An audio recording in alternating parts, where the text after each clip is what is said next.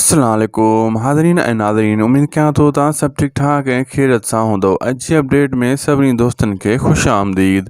अॼु जी अपडेट आहे पापनगर ड्रामे जे बारे में। जी हाँ दोस्तो, पापनगर ड्रामो जेको अब्बास गुल उडाणो, ज़ुल्फ़कार बुर्दी ऐं जंहिंमें जेको आहे दोस्तो सुठा सुठा अदाकार कमु करे रहिया आहिनि ऐं पापनगर जी काफ़ी अपडेट्स मां तव्हांखे ॾेई चुको आहियां। अॼु इन जे बारे में हिकु बहितरीनु अपडेट्स आहे, इहा तव्हां सां शेयर कंदासीं ऐं नंढिड़ो अर्ज़ु आहे हिन वीडियो खे आख़िर ताईं ॾिसंदा थी सघे त असांजे हिन यूट्यूब चैनल यानी उदासी टीवी खे ज़रूरु सब्सक्राइब कंदा, लाइक कंदा, शेयर कंदा, जीअं तव्हां खां का बि अपडेट मिस न थी सघे।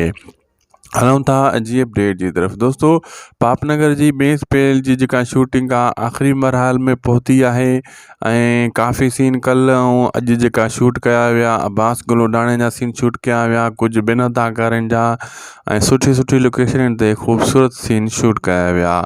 अब्बास गुल उडाणो ॾाढो जेको आहे न ख़ुशगवार मूड में हुयो ऐं उन में जेको आहे पापनगर जे ड्रामे जी जेका शूटिंग हली रही आहे, हू पंहिंजी जिदोजहद सां पंहिंजी हिकु जेको महिनत करे रहियो आहे। शूटिंग में सुठी कोशिशि आहे उनजी त जीअं मां सुठी हिकिड़ी मतिलबु सुठो ड्रामो ॾियां सिंध अवाम खे, ऐं लगातार हू पंहिंजी शूटिंग में ई मसरूफ़ आहे।